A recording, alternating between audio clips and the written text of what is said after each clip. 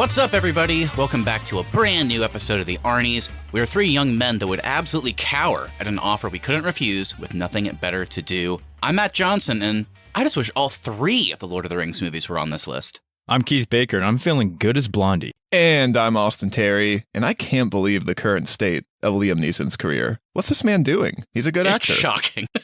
You look at this, and then you look at the fact that he's done 3 Taken films. You just kind of shake your head. And like a Ice Road Truckers movie. I was going to say, yeah, did you see that Ice Road Trucker? I didn't see it, Keith. I actively avoided that one. Why is he still doing action movies? We'll get to the state of Liam, I'm sure, in next week's episode, where we do a full breakdown of the 3 Taken films and the Ice Road Trucker action flick. So stay tuned for that. But let's stick with today's show, everybody. We are returning to our bracket format. This time, we're looking at several very well-regarded movies off the IMDb Top 250 list to determine which is the best of the best. Last year around this time, we did a bracket called the Best Picture Winner.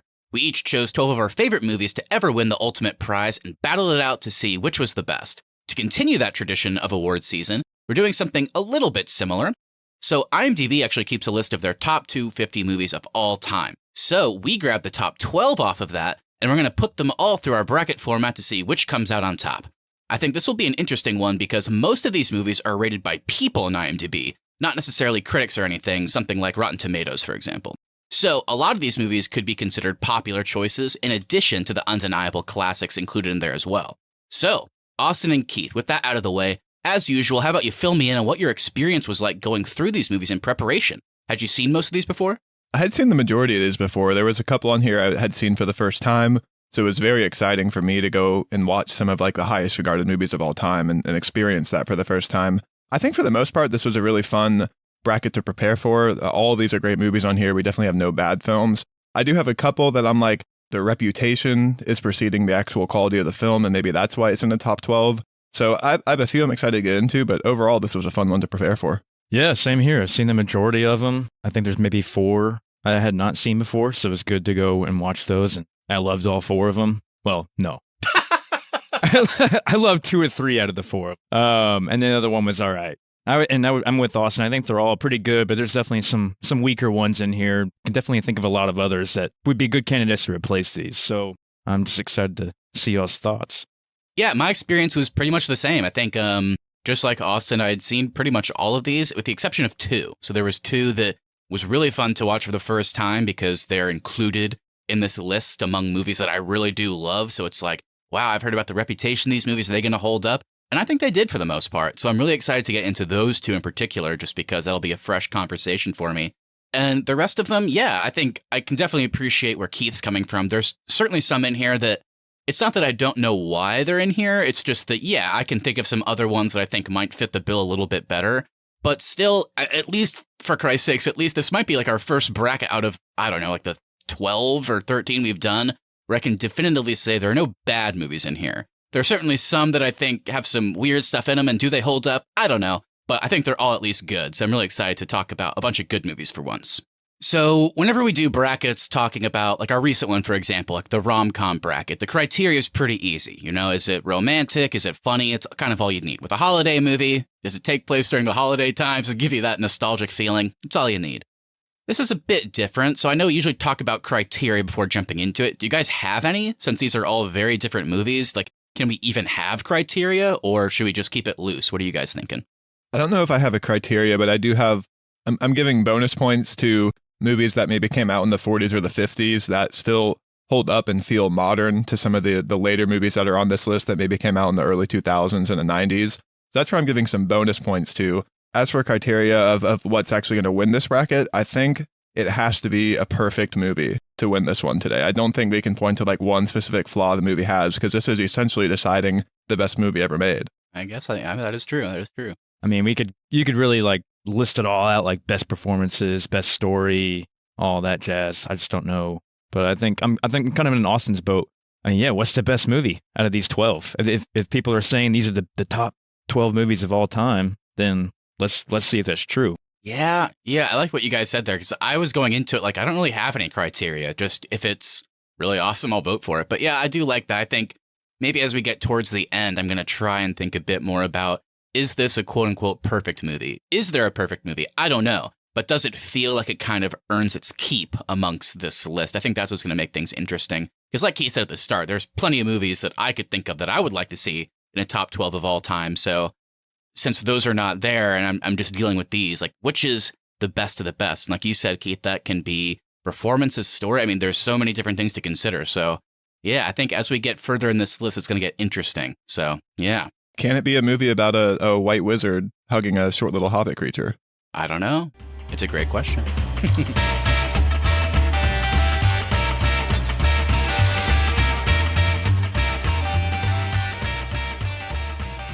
So with that out of the way, let's leave the past behind and get into this. Keith, how about you let the audience know about our one-seaters today? All right, so our one-seaters for today are the top 4 out of the top 12 on the list. In order, it's The Shawshank Redemption, The Godfather Part 2, and The Dark Knight. That's right. So those are our one-seaters. Everything that wins in this first wild card round will go on to face one of those prestige films. All right, so to kick off our wild card round today, we have the number 8 movie on the IMDb top 12 list, Pulp Fiction, versus number 9, The Good, the Bad, and the Ugly. Pulp Fiction was released in 1994. It's directed by Quentin Tarantino and stars John Travolta, Samuel L. Jackson, Uma Thurman, Vin Rames, and Bruce Willis. The lives of 2 mob hitmen, a boxer, a gangster, and a pair of dinner bandits intertwine in 4 tales of violence and redemption. And The Good, the Bad, and the Ugly came out in 1966, and it's directed by Sergio Leone. It stars Clint Eastwood, Eli Wallach, and Lee Van Cleef. A bounty hunting scam joins 2 men in an uneasy alliance against a third in a race to find a fortune in gold buried in a remote cemetery. All right, guys. So just to start us off, just for a little fun factor, I wonder if Austin's in the same boat with me. One of the 2 movies I had not seen before was, in fact, The Good, the Bad, and the Ugly. So trying to compare that against Pulp Fiction, a movie I've seen a lot, is going to be interesting. Because I got to say, Good, the Bad, and the Ugly is very long. Very, very long. But I got to say, I found it kind of pulling me in as the movie went along. And by the end, I was pretty bought in. I really enjoyed it. Yeah, The Good, the Bad, the Ugly was also one I had not seen before, and very long. I agree with that. A lot of just shots on people doing nothing that could have been cut out of the movie, I feel like. Probably fair. This was my first time also seeing The Good, the Bad, and the Ugly, which is surprising because I grew up watching Westerns with my dad, and so I'm kind of used to the whole spaghetti Western era of movies, but this was one that I had not seen. But I'm with you guys. It was very long, and there was lots of stuff they probably could have cut. Interesting enough, though, I think Pulp Fiction has a very similar runtime, and yeah, I don't know if this throws any points that direction, but I have seen Pulp Fiction countless times, and I never feel the runtime of that film. I think the style and the writing, and particularly from Samuel L. Jackson's character, everything about that movie just makes it so much fun, and it flies by for me. Yeah, I mean, I think there's a lot to like about The Good, the Bad, and the Ugly. I think I kind of already alluded to it. At least for me, it's just like, whenever the movie starts out and you're like, what the hell is this about? I guess it's focusing on these 3 characters, okay. But then, like, cut to the very end, watching them in that 3-way duel, it's like, wow, we've come such a long way. And I really kind of like the element of they're all just looking for this Confederate gold, and what are they going to do with it? How are they going to get there? And then, so where we get at the end, I really love. But then also, of course, along the way, I think it helps that we really only have 3 main characters. And I think they all did such a great job seeing young Clint Eastwood in his prime. I thought, he's a man of few words, but every time he has one, he really sells it. I don't know if I've ever seen Lee Van Cleef in a movie who played Angel Eyes, and I thought he was just a awesome He's villain. very scary. He was really scary. Yeah. I think the best scene of the movie is whenever they get to the Union camp, and then they're calling out like roll call or whatever, and they get to Bill Carson, who Eli Wallach's character is impersonating. Whenever he finally says here, it just cuts to a random, like, the back of a Union soldier's head, and he turns around and it's Angel Eyes. He's like impersonating a Union officer, and he just smiles. It's like, oh God. So I thought the 3 leads were fantastic, and they really helped carry us through, I think, the long running time. I think you do kind of get the same experience with Pulp Fiction, though, where it starts up in a diner and you're like, what the hell is going on here? And then by the end of the movie, it's like, oh, it all pieces together now. And nobody does a story like that better than Quentin Tarantino. Yeah, that's true. Love the time jumps. So I think we do got to vote here because we got to move on. And I'll go ahead and start us off. For me, I had a good time with The Good, the Bad, and the Ugly, but I was bored for parts of the movie, and I was not bored with Pulp Fiction. So I'll cast my vote for Pulp Fiction. Yeah, this is pretty easy for me too. I'm going to go with Pulp Fiction. Yeah, it's one of my favorites as well. I will vote Pulp Fiction to make it a classic. Arnie's unanimous call. We love seeing it. Like Austin mentioned, I did really like The Good, Bad, and the Ugly. I will watch it again for sure, just because I want to see if it kind of like diminishes it all, because I really did like it. But, we'll see. It was a good one, but Pulp Fiction, hard to beat that. All right, well, Pulp Fiction will go on to face the number one movie in the IMDb Top 12, The Shawshank Redemption, in the next round. All right, now let's move on to the number 5 ranked movie, 12 Angry Men versus number 12, Forrest Gump. So 12 Angry Men was released in 1957, directed by Sidney Lumet. It stars Henry Fonda, Lee J. Cobb, E.G. Marshall, and Jack Warden. And this one tells the story of a jury of 12 men as they deliberate the conviction or acquittal of an 18-year-old defendant on the basis of reasonable doubt, forcing the jurors to question their morals and values. And for our first ever film returning to an Arnies bracket, we have Forrest Gump, which released in 1994 and was directed by Robert Zemeckis. It stars Tom Hanks, Robin Wright, Gary Sinise, McKelty Williamson, and Sally Field. The story depicts several decades in the life of Forrest Gump, a slow-witted and kind-hearted man from Alabama who witnesses and unwittingly influences several defining historical events in the 20th century United States. All right, so we're already to it. So I'll throw it out there. The other movie that I had never seen before was 12 Angry Men. What about you guys? I had also never seen 12 Angry Men, and I was absolutely enthralled and in love with this film by the time the credits rolled. Nice. Glad to hear it. It's pretty great. Yeah, my dad showed me this movie way back in the day, and I've seen it at least 5 or 6 times. Love this movie. I think it's crazy the way they use camera angles in this movie, because you spend the entire movie essentially in one room watching these jurors debate the court case, and the setting never gets boring. The way the camera angles change, the way it slowly, like, at the beginning of the film, you start out like looking down on them, and then you slowly get down to eye level. For a 1950s movie, I was just blown away by the way they made this room feel so interesting. How like the tensions just gradually get higher and higher as they go through their debate, and then it starts raining outside. You can hear that. Man, it's so cool. And the best part for me, just because it ties into, the direct tension that we're feeling. What choice are they going to make? Is everybody going to agree or not? And like they kind of visually show that by having it be the hottest day in New York. And by the end of the movie, they're all just like drenched in sweat. So It's just a nice touch for sure. I don't know why they closed that windows. They all could have stood to go out in the rain and cool off a little bit. Yeah, they could have taken a break. Yeah. There's so many things I want to talk about this movie. I know we'll probably get to some later if it moves on. If not, I want to get some highlights out.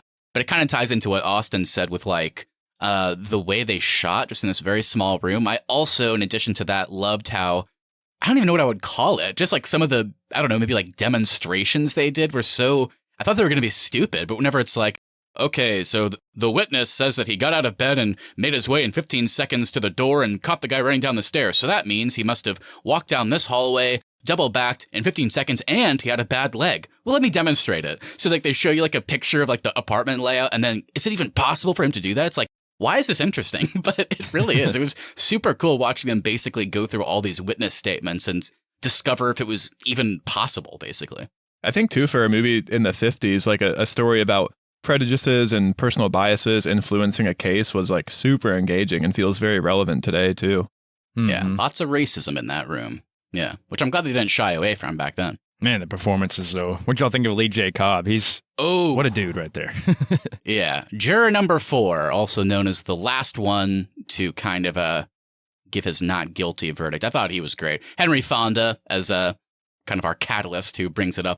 Also fantastic. I mean, this is a character piece. This is an actor's acting movie, and they're all so good. Even the ones that don't talk that much. Henry Fonda, I was blown away with. His character and his acting feels like a product of its time, but then at the same time, it's still like, it doesn't feel outdated to me, which I was shocked by. No. That's usually my biggest issue with old movies is like the writing and stuff just feels like a different world. And this one didn't feel like that at all. And sometimes the way they talk in that weird northeastern fake accent. What are you doing, hey? How you doing there? See? Yeah. Did you hear about that murder? All right, so we also do got to bring Forrest Gump into the conversation, and I think we talked about it in our last bracket with this movie, but it's just such a pleasant, fun movie, and it's always so engaging whenever it's either on TV or you just decide to put it on and watch it. Yeah, Forrest Gump's another Pulp Fiction for me, just a good comfort movie.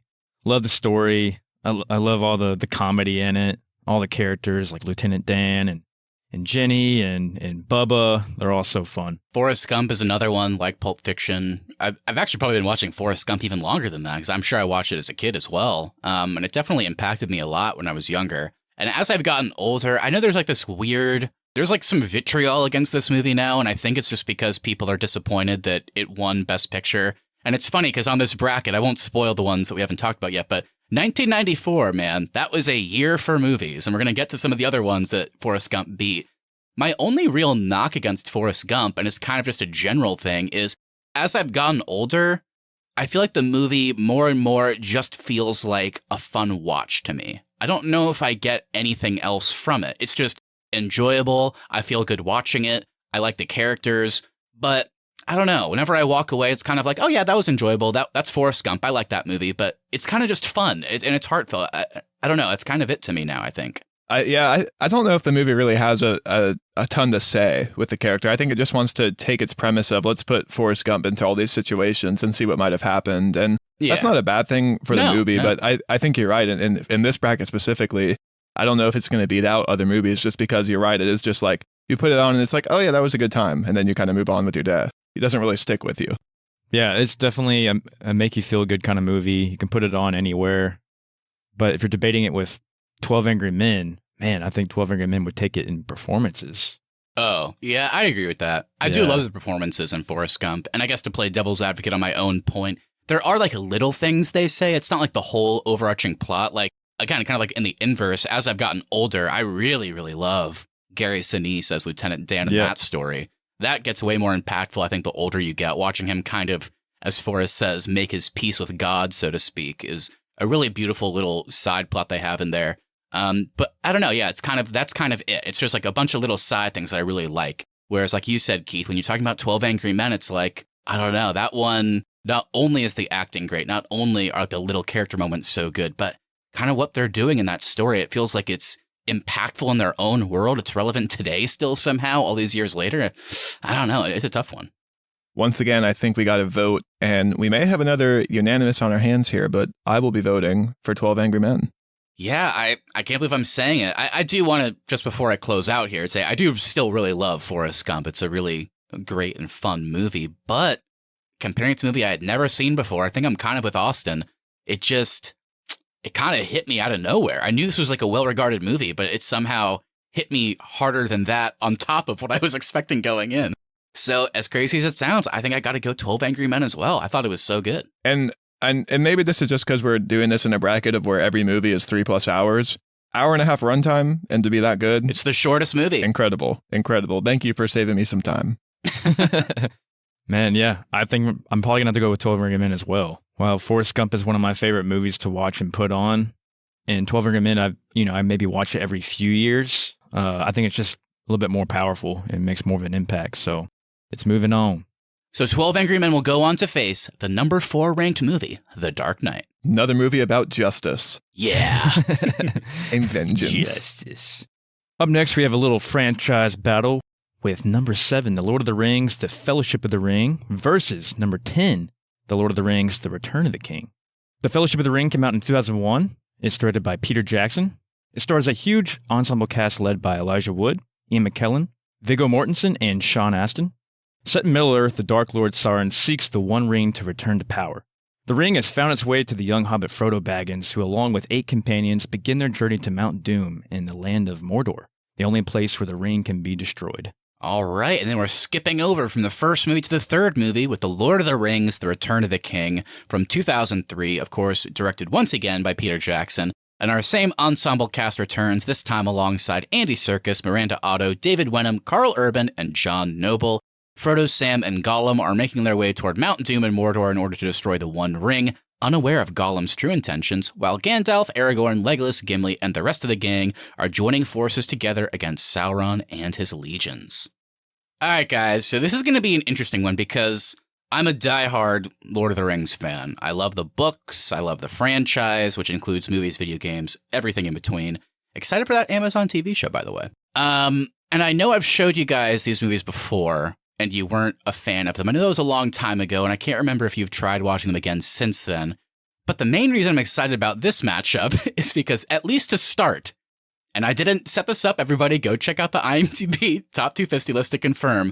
We're going to start going against one Lord of the Rings and another one. So at least we can talk about the merits of one of them, even if you guys don't like these movies. So we'll have one go on and we'll see how far it gets. But I just wanted to set it up that way. Austin and Keith, it's been a while. How was revisiting Middle-earth? I actually have tried to watch these movies a couple times since you showed them to us when we were just young little boys. And this time around, I did find myself a bit more sucked in with Fellowship of the Ring. I know these movies are well made. All the performances are great. The battles still look incredible, of course.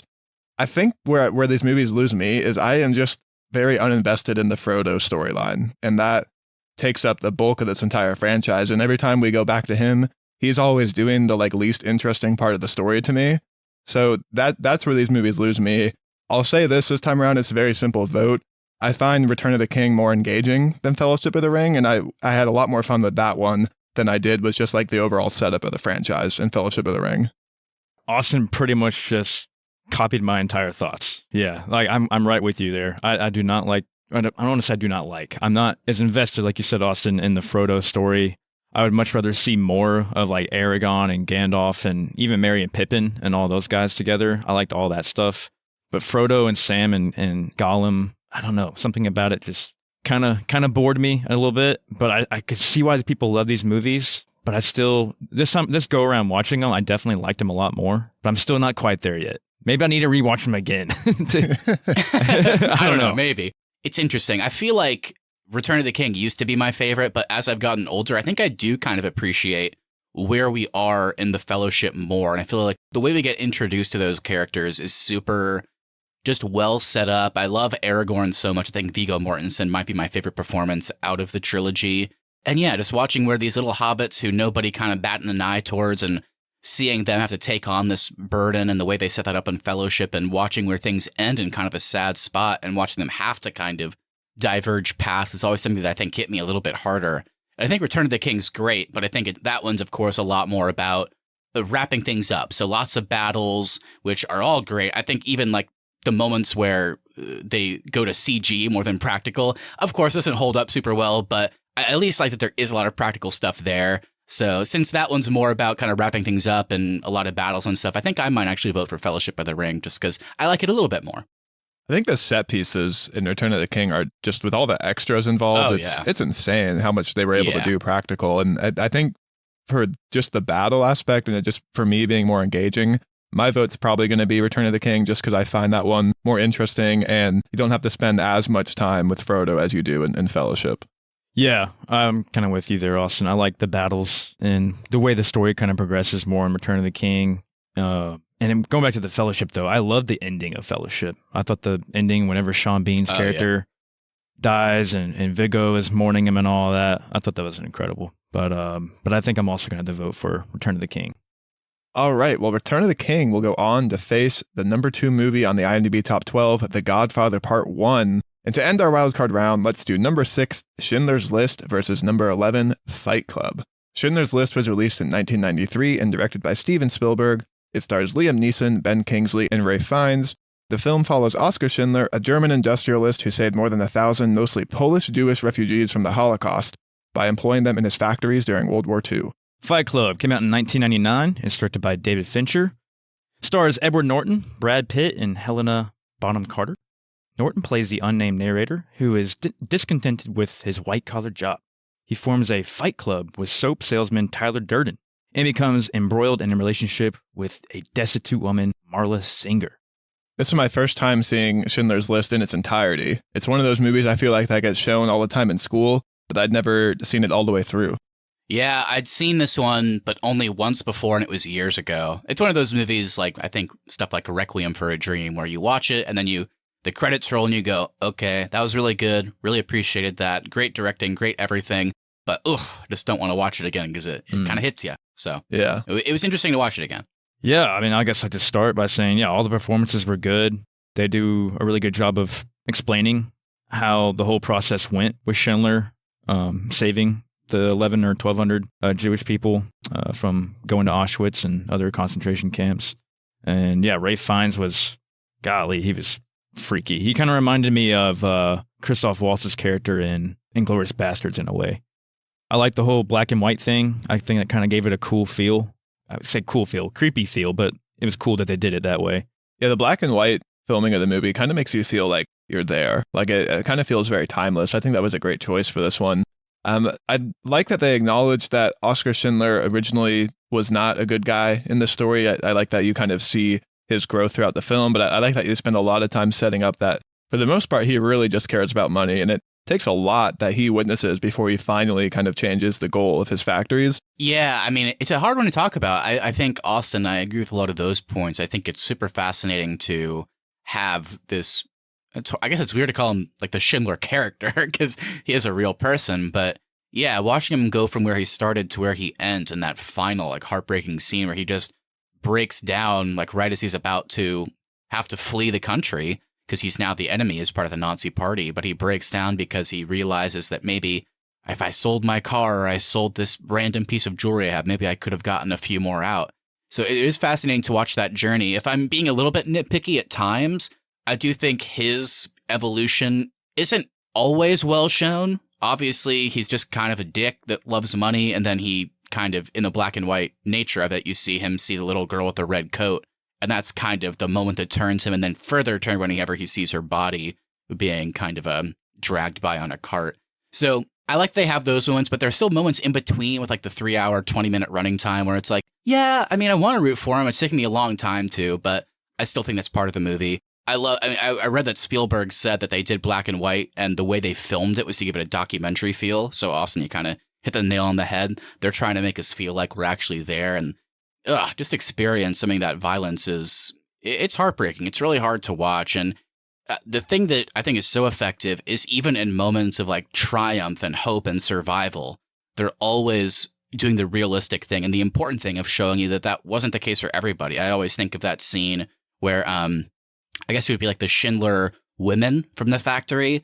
They think they're about to go into the gas chamber whenever they look up and see all these like shower heads that they've heard about. And then whenever it's just essentially washing them or cleaning them, whatever it may be, and they're like crying tears of joy, like we made it. And then they walk out and then they turn around and see a bunch of kids walking into like an underground chamber where they look up and see there's a chimney on top of it that all the smoke is coming out, realizing that we survived, but they're about to kill all those kids just so that they can make room for more prisoners later. I mean, yeah, it's a heartbreaking movie, and I think Spielberg and the team just shot it so well.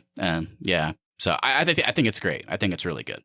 I feel like we've been having a lot of conversations when talking about some movies, whether it be Bracket or just other conversations, where like there's a great lead performance and then a great villain, but we always sometimes forget about the people in the middle that I think maybe kind of hold the movie up in a lot of ways because they're not the lead or they're not like the main antagonist, basically.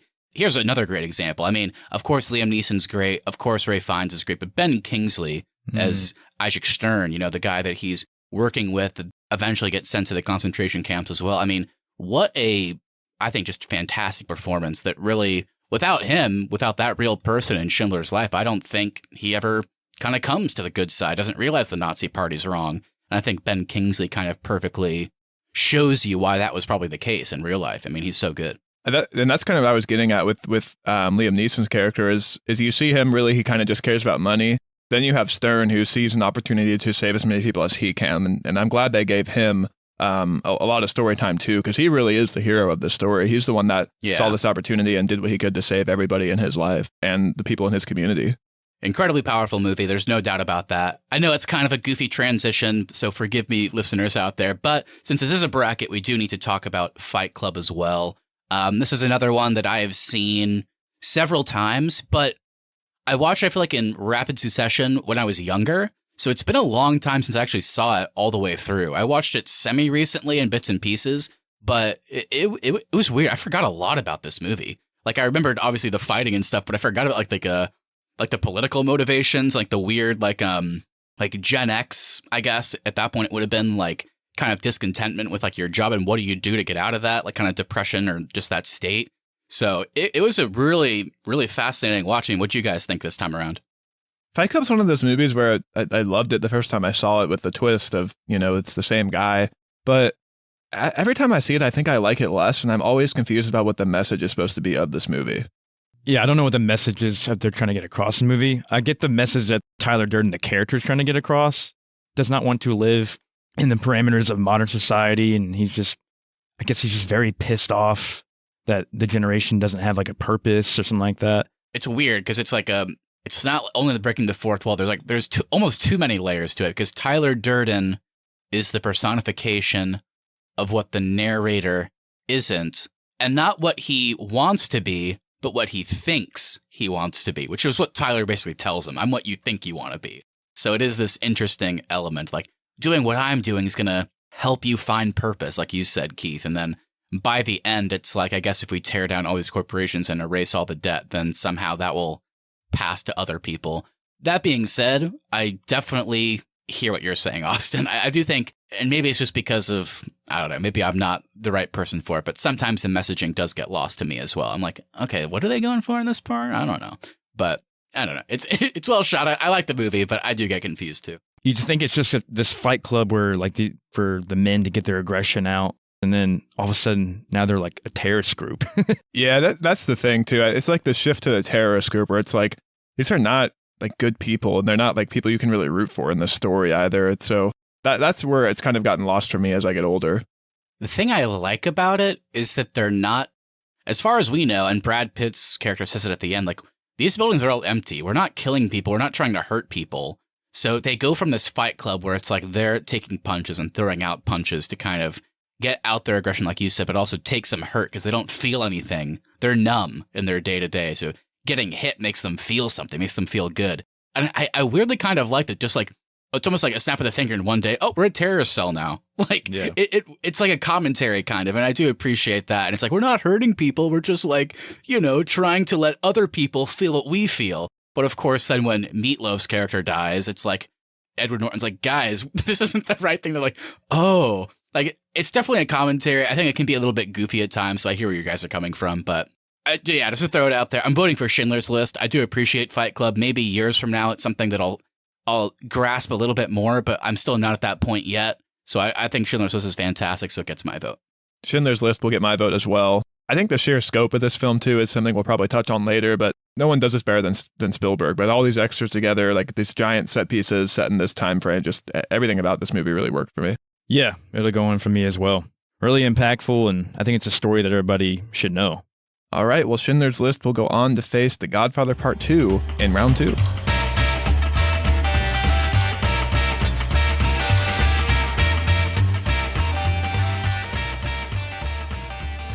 All right, everybody, welcome to round 2. Let's get things kicked off. First and foremost, we have our number 1 ranked movie on the IMDb Top 12, which is, of course, The Shawshank Redemption, also from 1994. This one's directed by Frank Darabont and stars Tim Robbins and Morgan Freeman. It tells the story of banker Andy Dufresne, who is sentenced to life in Shawshank State Penitentiary for the murders of his wife and her lover despite his claims of innocence. Over the following 2 decades, he befriends a fellow prisoner, contraband smuggler Red, and becomes instrumental in a money laundering operation led by the prison warden himself. And this one is going up against Pulp Fiction, guys. So where do we start here? I think with Shawshank, what I've always appreciated is, one, of course, the performances. I think we can probably say that about every movie in this list, but I really like the time spanning of the movie. You see pretty much these characters' entire lives as they serve out their sentences. And I think the fact that we get to know them over this long course of time is done really well, and that's something I've really always enjoyed about this one. Yeah, same. And I've always enjoyed the friendships and like the bonds these guys made, all the characters made. And even like the weird bond that Andy has with the warden, even though it's not a good relationship, but they do have some sort of a bond that he's working for him, and they're kind of business partners in a way. It was really weird. And then Andy's relationship with Red is one of the best friendships in movies I've ever seen. Yeah. 100%. I think this movie does a great job, like Austin said, of just spanning time in a way that we don't always see, because it's not like they're not doing crazy Christian Bale as Dick Cheney makeup. They just kind of change their hair slightly, maybe put glasses on them. But I think it's a credit to Tim Robbins and Morgan Freeman that they just kind of hold themselves differently. They move differently as the movie goes on. And I don't know. Yeah, it's so fascinating. I would love like an insight into the writing process, how they did that, because it spans time so well. And every time they bring up the time directly when it's like, I've been in here 19 years. You're like, oh my God. Like, you feel it and it means something. Yeah. It's a weird movie, Keith, kind of like you were saying, because it's such a dark and at times sad and angry story, but then you have these like beautiful friendships. So at times it also kind of makes you feel good. It makes you feel hopeful. So just the fact that they were able to balance all of those emotions, I think, is a testament to the movie. I want to shout out the wardrobe department too, because this movie also does feel like a period piece. And even though it's set in a prison where everyone dresses the same and it's kind of a drab setting, the wardrobe in this movie just really makes you feel the time and also feel the passage of time as like their clothes get older and then stuff like that. So how do we compare this one to Pulp Fiction? Yeah, it's tough. A pretty straightforward movie, I would say, in Shawshank. And then you have Pulp Fiction, a movie that's like completely non-traditional. It's told completely out of order. At times you're like randomly, oh, John Travolta's got shot. Oh yeah, I guess, yeah, that was in the future. So yeah, it's a very non-traditional movie versus what I would call a very traditional one. So, I mean, does that speak to you guys at all? Do you appreciate Pulp Fiction more because it's so different? Or do you think Shawshank just really knocks it out of the park for what it's doing, that it kind of outweighs it? And the ending is so satisfying too. Yes. I like that we get to spend just a little like one-on-one time at the end with Red. I think that was needed because he's kind of just been like the main supporting character, and then getting to follow him as he gets out. In sharp contrast to, I think James Whitmore is the actor that plays Brooks, which is still one of like the most heartbreaking scenes, I feel like, in movies, when he gets out and almost immediately takes his own life. So where the ending kind of focuses on Red following Andy's weird like treasure hunt, if you want to call it that, is super satisfying, I think.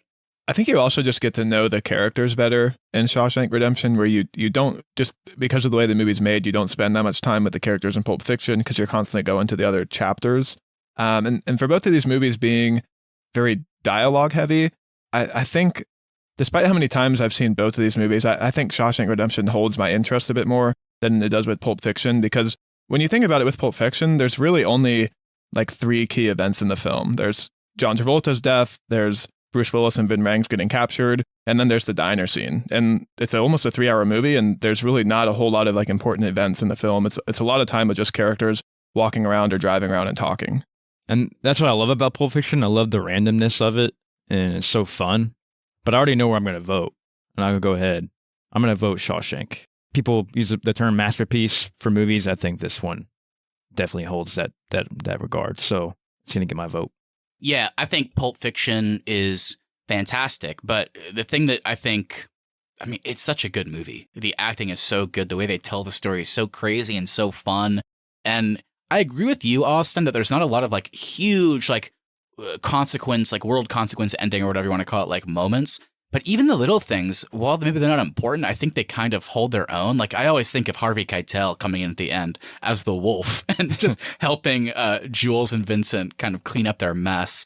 And then, of course, just like the iconic moment at the beginning when Jules recites the fictional Ezekiel verse and then ends up shooting the guy that won't stop saying what or whatever. I mean, there's tons of moments like that. But the thing that Keith just said there that kind of hit me is like talking about it like a masterpiece. And it kind of reminded me of what you said at the beginning, Austin. It's like, are there any perfect movies here? I'll say that Pulp Fiction, I think, is a more interesting movie than The Shawshank Redemption. It might be a perfect thriller, but I don't know if it's a perfect movie. Yeah. I actually would agree with that. The only thing that is in the back of my mind when talking about like a perfect movie, if we even want to keep doing that, is that the first half of Butch's story, the Bruce Willis story, has never grabbed me ever since I first watched it and up to my most recent viewing. And I love everything else about it, but The Shawshank Redemption, I think, maybe gets extra points because it is just one kind of traditionally told story. And I think it's perfect at what it does. Does Pulp Fiction do more in a more interesting and engaging way? Probably. But I think I'm going to go over The Shawshank Redemption as well, because it is a masterpiece, as Keith said, of what it is trying to do, where there's a couple missteps in Pulp Fiction for me.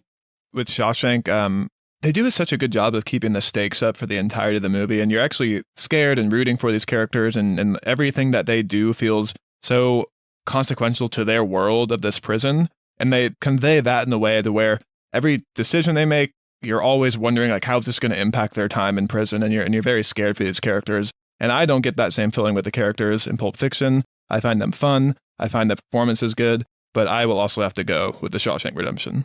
All right, so The Shawshank Redemption will go on to the semifinal round to face the winner of our upcoming round, The Dark Knight versus 12 Angry Men. Okay, so we have The Dark Knight, which came out in 2008. It's directed by Christopher Nolan and stars Christian Bale, Michael Caine, Heath Ledger, Gary Oldman, Aaron Eckhart, Maggie Gyllenhaal, and Morgan Freeman. Batman, Police Lieutenant James Gordon, and District Attorney Harvey Dent form an alliance to dismantle organized crime in Gotham City, but are menaced by an anarchist mastermind known as the Joker. Oh, man. All right, guys. I was excited to get to this point because as somebody that browses IMDb a lot and is familiar with the top 250, The Dark Knight has just been that most recent movie to push through to this upper echelon. So it's our most recent movie from 2008, and it's a great movie. We talked about it very recently on our Batman retrospective podcast before the new Matt Reeves Batman came out. So I know we just talked about it, but guys, I mean, talking about the most recent movie against one of our oldest movies on the bracket with 12 Angry Men that we just spent the first round gushing about how it holds up, I don't know. This might be a tough one. We'll see where it goes. I don't know. Anybody want to start? Here's my preamble for The Dark Knight. The Batman character gets reinvented so many times, and somehow this one has been the one to kind of take the cape and stand out amongst everything else that's come out for this character. And in my mind, it's a perfect Batman movie, and also in my mind, I think we have our best villain in the Joker in this bracket. I can't really look at these other movies and point to a villain that's as fantastic in his performance as Heath Ledger is as this character. Such a weird matchup. It's like Batman versus Lee J. Cobb. I don't know. I don't know. Batman versus his greatest enemy, juror number 4. It's a tough one for me, but I also know that I'm a little bit different from you guys. Whereas when I think about the perfect Batman movie, I think about something like Batman Begins. I love The Dark Knight. I think it's a better movie, but is it a perfect Batman movie? I don't know. It feels like a more neo-noir story that just happens to feature the Batman and the Joker. That said, it's so good at what it does. It's so impactful. I love watching our 3 main characters of, Bruce Wayne, Jim Gordon, and Aaron Eckhart, watching them come together and try and do the right thing and then see where that goes because none of them can kind of comprehend a person like the Joker. I always think about Alfred's scene where he talks about, some men just want to watch the world burn. An earlier story where he's in order to kind of capture a guy we burned the whole forest down. It's yeah, that's too much. But for people like the Joker, that's what you have to do. They have no motive, truly. And watching it go to where it goes by the end and the Joker's plan becomes to corrupt Gotham's White Knight, Harvey Dent, and the fact that he succeeds and then seeing Batman sacrifice at the end. I mean, it's a great story. It's really fantastic, and I really do like it. But where I'm stuck is, and maybe it's kind of recency bias, but 12 Angry Men, I watched it, and I was like, this is the shortest movie on the bracket. It's basically 90 minutes long, and seeing what it did in that short of an amount of time, introduce us to all these characters without ever giving us their names, except 2 of them in the last 20 seconds. But we know kind of their profession, what their morals are, what their values are. And we understand every single time they vote not guilty or guilty. And then watching them turn over a vote by the end is such a huge moment. And you always get it. And watching these demonstrations, watch these people just react to it and decide what they're going to do. And all the while, we never meet the defendant, right? We always just know in the background that this 18-year-old kid may have murdered somebody. But we're just stuck with the jury. As much as I love the Batman character, I think that kind of impressed me more. And that's a weird word to use, but I know it's we're talking about 50 years difference here. So it's a weird thing, but that really stood out to me. Whereas The Dark Knight to me is a fantastic Batman movie, maybe my favorite, but is it enough to beat something like 12 Angry Men is kind of what I'm trying to figure out. I don't know. Every time I watch The Dark Knight, I'm always impressed with how the stories of every character intertwines. And there's not a single character in this movie that doesn't feel important to the plot, especially by the time you get to the culmination of the movie. Even Rachel is important to the story, and that's a character that they introduced for this franchise, and she becomes so important. Watching the Joker create Harvey Dent, and then how the final act kind of becomes Harvey Dent as the main villain. They get away from the Joker somehow, and it still feels important there. All of that just has always really stood out to me, just how every piece of this movie, every piece of the mystery, every piece of Gotham feels so intertwined and connected and very important to the story. 12 Angry Men uses nothing to make that movie. It's just in one room. And then The Dark Knight has to use CGI and all these different stunt coordination and hundreds of different settings throughout Gotham. It's just 2 very different movies. I think the other cool thing about 12 Angry Men and its setting too is you spend so much time in this room, and then when you get that one like 5-minute scene in the bathroom, it's like, oh wow, this is a whole new place we've never seen before. Like somehow they made the bathroom feel exciting. Yeah. Yeah, definitely they did. I don't have too much thoughts here to really break this down. I think it's just more of what I think, if we're debating the top 12 IMDb movies, then I'm going to have to go with 12 Angry Men. And I think that's because The Dark Knight, like I said, is one of my favorite superhero movies. But does it belong in the top 12 IMDb? I'm not sure. I think it's one of the best movies ever made, but I don't know if it's in the top 12. I would say maybe top 20, top 30. Well, I think 12 Angry Men just does so much more with not a lot. And it's just so simple. And I like the impact of the story. I love the performances. I like the ending. So I think I'm going to have 12 Angry Men move on for me. I think I'm going to give my vote to The Dark Knight. And that's because The Dark Knight is the best at everything it sets out to do. It's the best Batman story we've ever gotten. It gives us the best Batman villain we've ever seen in live action. It gives us, to me, still the best Batman and Alfred relationship ever put on screen. So everything The Dark Knight is offering within that kind of superhero genre that's so done and rehashed today is the best of the best. And I'm also just going to give extra bonus points to a really strong villain in Heath Ledger, and my vote will be The Dark Knight. All right, I guess it's up to me to break the tie. I agree with everything Austin just said. It's like the best Batman film to date, best Batman-Alfred relationship, best Batman villain, some of the best performances. All that stuff is true. I think while watching 12 Angry Men and like kind of going through The Dark Knight again after we just watched it a couple weeks ago, I think, yes, it is the best Batman movie. It is by far the best Batman villain. Whenever I say that, it's not like I'm saying, oh, best Batman. This isn't like one of the best film characters of all time. Best Batman villain, well, maybe the Joker is, but so it's kind of like, it's like there's a wall. It's basically, is this the best Batman thing up to a point, and then does it go beyond that? And that's the thing about The Dark Knight for me. It doesn't always go beyond that. Whereas watching 12 Angry Men, this is one of like the best courtroom dramas I've ever seen. These are some of the best characters I've ever seen, and the reason I'm saying that is because all I know about them are these little quirks, the way they speak, some of their professions. I don't know their names except for two of them. So yeah, I think what this one sets out to do is equally just fire on all cylinders, and it just did more for me. So I think I'm also going to vote for 12 Angry Men. All right, I'm not upset about it. I can't fault you guys. 12 Angry Men will go on to face The Shawshank Redemption in the semifinal round. All right, next we have The Godfather Part 1 versus The Return of the King. So The Godfather came out in 1972. It's directed by Francis Ford Coppola.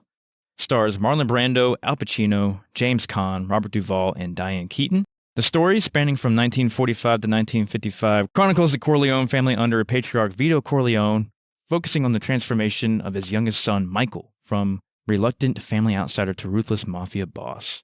This is an easy one. I think it's The Godfather. I think it's The Fellowship of the Ring. Oh, wait, that's not even in here. Are we all in agreement on The Godfather, my friends? Yeah, it's pretty... Yeah, it's definitely The Godfather. There's no way Frodo's beating out Vito Corleone. Frodo can't beat Vito. I'm sure we'll talk about it more, but I do just want to say I think the arc of Michael Corleone is one of the best arcs ever put on screen. Time. His transition is incredible. And also the way The Godfather Part 1 culminates in its finale is just enthralling every time. So good. Okay, so The Godfather, we're going to talk about it more, but it is going to move on to the semifinals. And to find out what it's going up against, we now have The Godfather Part 2 versus Schindler's List. So The Godfather Part 2 came out only 2 years after its predecessor in 1974. Of course, it's directed once again by Francis Ford Coppola, stars Al Pacino, Robert De Niro, Robert Duvall, Diane Keaton, John Cazale, and Lee Strasberg. The film serves as both a sequel and a prequel to The Godfather, presenting parallel dramas. One picks up the 1958 story of Michael Corleone, the new dawn of the Corleone family, protecting the family business in the aftermath of an attempt on his life. The prequel covers the journey of his father, Vito, from his Sicilian childhood to the founding of his family enterprise in New York City. So this one's easy for me, and I'll just say I think Schindler's List should move on here. The reason for that is I think The Godfather Part 2 is a fantastic movie. I don't think it would be as good as it is without The Godfather Part 1. I think it does try to recreate a lot of things from The Godfather Part 1 that I don't find as interesting to see again in Part 2. I find the prequel story with Vito very fun and very interesting. But overall, I think The Godfather Part 1 is the better movie in the Godfather franchise. I get more of an emotional result from Schindler's List. Yeah, those are all great points. I would never fault that. I mean, the movie definitely stands on the shoulders of its predecessor with the original Godfather. I do think this one does get a lot of points in my book because it takes things from the original that weren't developed and makes them kind of the forefront of what's going on. It really is like, okay, Michael, so you're the family outsider and you begrudgingly, not only for yourself, but to your father, had to become the head of this family. And then, at the end of the first Godfather, he kills his sister's husband for probably the right reasons. But then, cut to the second one, which is, again, only 2 years later. They didn't have much time to think about this. And all of a sudden, John Cazale as Fredo is like at the forefront of this story. And I think this one really kind of forces you to think about what family means, not only to you, but in the context of a story like this, where it's like, oh, you're untouchable. And watching that, and I think the emotions do run high wherever we get to the iconic scene during the party of, Michael kissing Fredo and then just telling him to his face that he knows he was the one that betrayed him. And watching where that goes at the end, I still think the ending of this movie ties everything, not only from this movie specifically, but kind of, it ties the entire duology, because I've never seen the third one, but it ties like the first two together so perfectly, where like he orders the hit on Fredo, gets him killed, then it shows Michael sitting by himself, and it's like, wow, you did it, Michael. You stopped the threats against you, but at the same time, now you truly have nobody. And then watching that cut to like a prequel scene of Vito coming home, where they're sitting around like the family dinner table, and Michael's the only one that's like, not for me.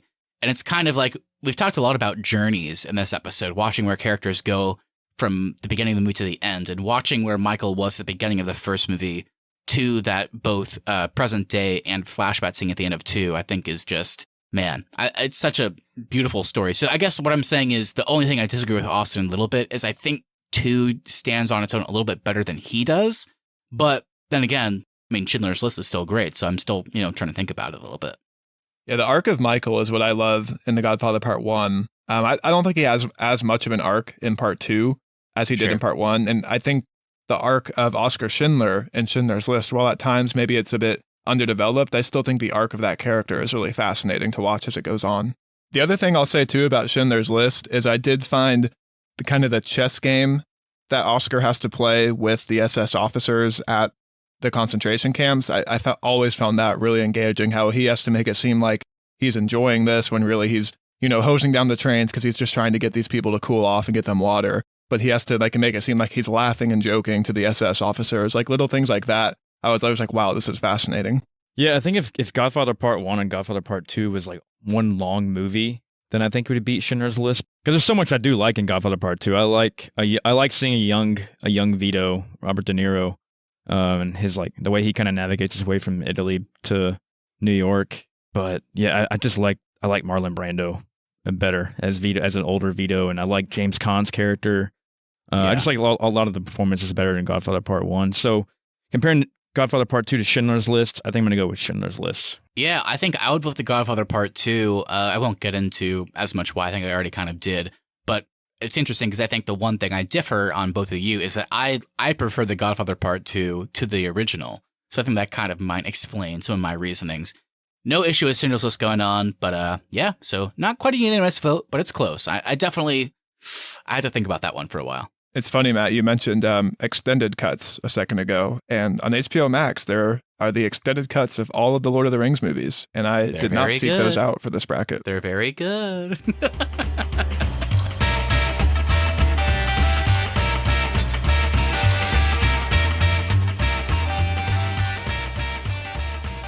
All right, everybody, we got through round 1 and round 2. Welcome to the semifinals. I think things are going to get pretty damn tough at this point, so let's just throw it out there. Let's start one of the toughest ones ever to get us started. We have The Shawshank Redemption, which, to remind you, is the number 1 ranked movie, versus 12 Angry Men, which is the number 5th.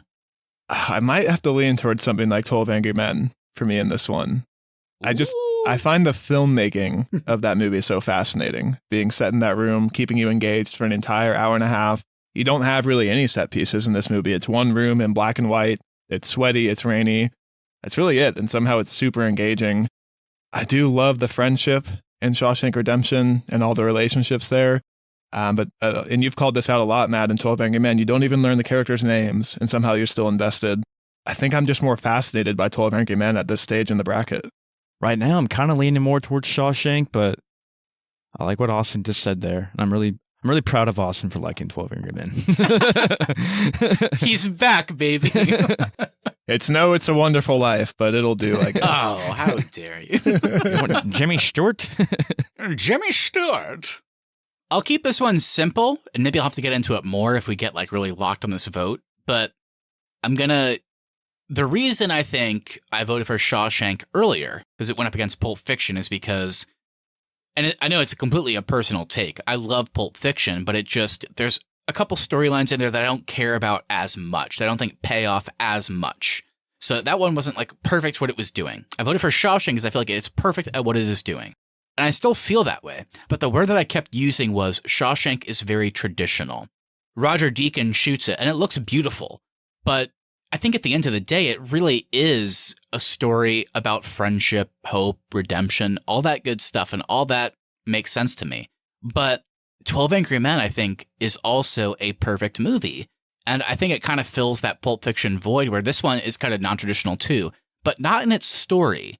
It's not traditional in the way it just presents itself in its premise. It's like, all right, this story is about 12 jurors that sit in a room, and the entire 90-minute runtime is just about us deciding on a case, and it has to be unanimous.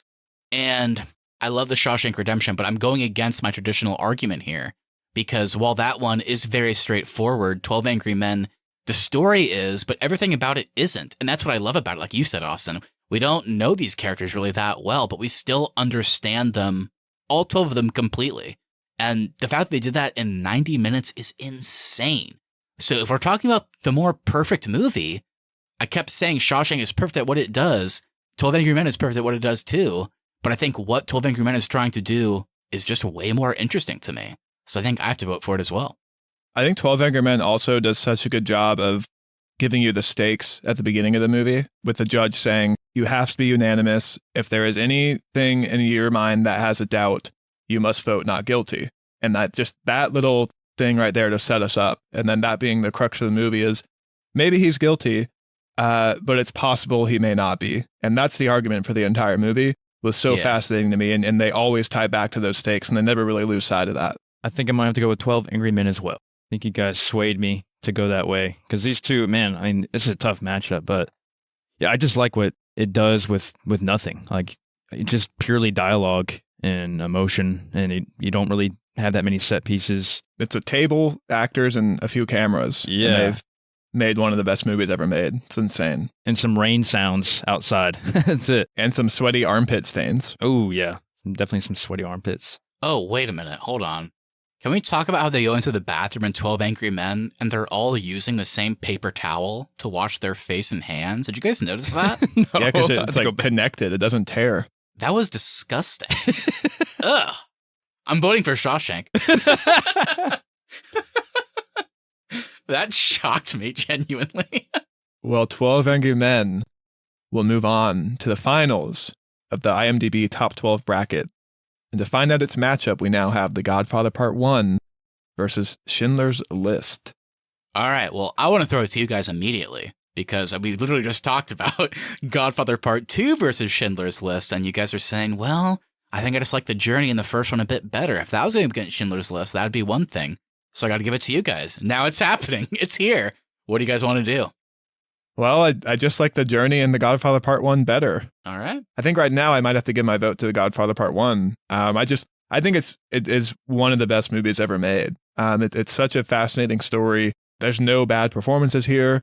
It kind of sets the tone for any future mob movies that ever came after it. And just everything about this movie, I think, works on all levels. And it's also somehow stood the test of time. Yeah, I'm with you. I think it definitely set the tone for the future mob movies like Goodfellas and Casino, or, I mean, all those kind of movies. But yeah, while I love Schindler's List, I think it's a great story, great movie, great acting, and just the impact of telling that story about the Holocaust. But I think we're talking about a well-rounded movie, though. The Godfather, I think, is definitely going to take it more. I think, too, last round I mentioned that I found the arc of Oscar Schindler very interesting, but that's going up against the arc of Michael in The Godfather Part 2. I think the arc of Michael in Godfather Part 1 as this guy that shows up coming back from the war and really doesn't want anything to do with his family. And then by the end of the movie is ordering the hits of all these other crime families. That arc is so fascinating. And I definitely found it more interesting than Oscar Schindler's. Yeah, I'll keep this one simple, I think. I love Schindler's List. I don't have any issues with it. My only little nitpick, like I said earlier, is just that to me at times for a movie that is as long as this is Oscar Schindler goes from being kind of this just, ass at the beginning of the movie to where he's at the end as this hero. I think that's great. But it just at times it takes a little bit too long. Then after these kind of huge moments, I don't know, seeing this young kid get killed, he's conversing with Ray Fiennes' character and you're like, okay, I know he's playing a part, but at times it's like, does he care? And then he gets with Ben Kingsley and it's like, he's still pushing back on saving a number of these people. And I understand his position. I'm not trying to diminish that. It's just at times where, kind of like you said, Austin, the full arc by the end feels a little bit unearned. I'm not talking about the real life person. I'm talking about in the context of Liam Neeson playing Oscar Schindler in a movie. And when you talk about The Godfather Part 1, the arc of Marco Corleone, I think is one of the best to ever do it. Top 5. The movie itself, while I'm a Godfather Part 2 guy, I hear what you guys are saying about the first one. And yeah, watching Michael just seamlessly fall into this position where it's like his dad never wanted him to be here, but the second he does, he knows exactly what to do and he's good at it. It's kind of scary. I always love the little trip to Sicily and watching what that means as well. I think I got to vote for it as well. I do think, though, Schindler's List is one of those movies that everybody needs to see. Yeah, it's important. Please watch it if you haven't. All right. Well, The Godfather Part 1 will now be facing 12 Angry Men in our final round of the top 12 bracket. Matt, you're a Godfather Part 2 guy. How are you feeling about The Godfather Part 1 versus 12 Angry Men? Well, I may be a Godfather Part 2 guy. I do love the first one an incredible amount. One of my favorites of all time. It's one of those weird things where now 12 Angry Men is one of my favorites of all time, even though I just watched it this week, basically, for the first time. It's going to be tough. We talked about at the beginning our criteria. Do we want to try and vote for the more perfect movie? And we keep talking about it along the way. Well, I think this is perfect what it's doing. I think this is perfect what it's doing. Here's a classic finals because I think 12 Angry Men is absolutely perfect at what it's doing, and The Godfather is absolutely perfect at what it's doing. But those things are different. So I guess maybe it's going to come down to a subjective thing. Like what works for you more? What do you appreciate more? I don't know. I'm still trying to figure it out. Matt may be a Godfather Part 2 man. I might be an Angry Men man. Ooh. I'm just really fascinated with this movie. I'm angry. You are right, Matt. We do keep talking about perfect movies. And something that might have to come into consideration here might be the runtime about these movies. I mean, I know we've mentioned it, but 12 Angry Men is an hour and a half. The Godfather Part 1 is I think, over 3 hours long. And to do what 12 Angry Men did in an hour and a half is pretty incredible to me. And because of the runtime in The Godfather Part 1, there are moments that I think drag and I do find somewhat boring. And that may be the one thing that is keeping it from being a perfect movie for me versus something like 12 Angry Men. I mean, I've touched on it so many times now with 12 Angry Men. I just like how they can do so much with not a lot. And I like how an hour and a half is all they needed. Especially in our era of big budget, massive CGI films like Avengers Endgame and things like that. It's so wild to go watch a movie with literally a table, 12 actors, and a few cameras. I think the thing that's kind of holding me back here a little bit is 12 Angry Men is such a flawless film.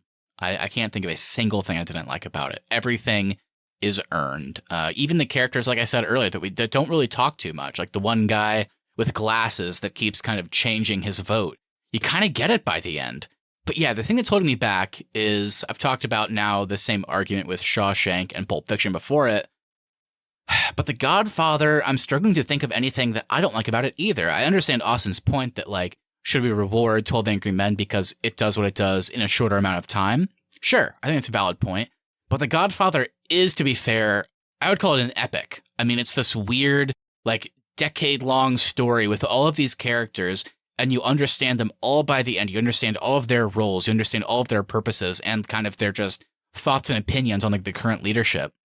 So it's just a classic example in our final situation where they're just so different. It's I wouldn't want The Godfather Part 1 to be shorter because it's this epic kind of detailed long story. So I think to be any shorter would do it a bit of a disservice. There's nothing wrong with it. So it's there's something I can go, they should have cut that out. They should have cut that out. it just works for me. So they're just such different movies. It's really, it's making it hard to vote here. I think the other thing I'm thinking about too is I really like the social commentary of 12 Angry Men, and you don't have that aspect with The Godfather Part 1.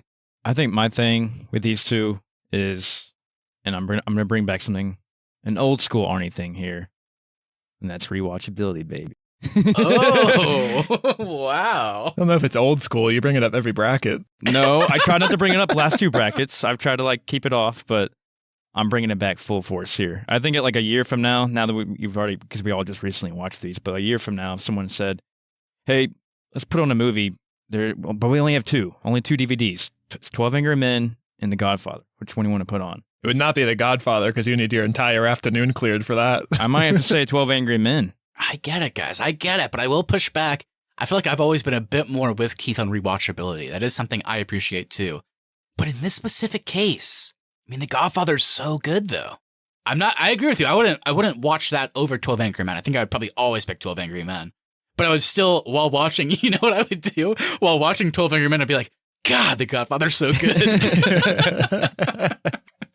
Unfortunately, I don't have 3 hours, but I wish I was watching it. I've gotten to a point where I'm ready to vote, so I'll throw mine out there. Right, just throw it out there, Austin. Throw it out there. My vote is 12 Angry Men. I think it is a perfect movie, and that hour and a half runtime, the fact that they made a perfect movie in that amount of time, is fascinating to me. I'm going to second Austin. I'm going to go with 12 Angry Men. I love The Godfather. I think it is one of the best movies of all time. Obviously, it made this list, but I think 12 Angry Men has just impressed me just by an inch more. I'll be honest, I'm still not fully decided, but where I'm leaning right now, I think is 12 Angry Men. I think I'm kind of with you guys. I don't feel 100%. I'm still trying to think about, remember Robert Duvall in Godfather Part 1? He's so good. But I think 12 Angry Men. We kept talking about a perfect movie. Whenever Austin first brought that up, I was like, I mean, it's a good point, but I mean, are we going to find that here? And after talking about it through all these rounds, I really do think we did. I think there's a bunch of great movies on this bracket. Not a bad one in the mix, but this is a perfect movie. It is a masterpiece. It's everything that goes into what a movie should be. You've got fantastic performances. You've got really interesting filmmaking things behind the scene. You've got a great story. You've even got an interesting set in this courtroom. And as a bonus, too, you've got really good social commentary. I think everything that you need to really enjoy the filmmaking process and everything like that goes into 12 Angry Men. It's art, man. It's so good. True art. I can't wait to watch it again, honestly. So we've just decided the best movie ever made, and that's 12 Angry Men. But I wanted to ask you guys, because this IMDb Top 12 is decided just by fans and not necessarily by critics or anything else like that. Was there anything in this bracket that you don't think should have been here? Do you think we should have had any other movies, maybe any movies that like kind of fall into the top 20? Anything in your mind that should have been in this bracket? For me, I don't think The Good, Bad, and the Ugly should have been here. I would take out The Good, Bad, and the Ugly, and I think I might sub in something like Amadeus. Ooh. I don't hate that pick. I don't hate that at all. I have an easy one. Here, I'll do 3 for you. As somebody that maybe is a bit more positive, I'll try and be a bit more negative here. So, easy one, I agree with you guys. I really, really did like watching Good, Bad, and the Ugly, but it's not like in my personal top 12. And yeah, I thought it was good, but I don't see it being that high. I would also take out one of the Lord of the Rings movies. I don't care which one it is. I don't think both of them need to be in the top 12. And then prepare for controversy, guys. I guess it shouldn't be too surprising because I kind of alluded to it earlier, but when I was younger, sure. As I've gotten older, Forrest Gump is not a top 12 of all time. I'm sorry. I just don't think it is. I think I actually agree with that. I think you actually could take out Forrest Gump and maybe put in Saving Private Ryan.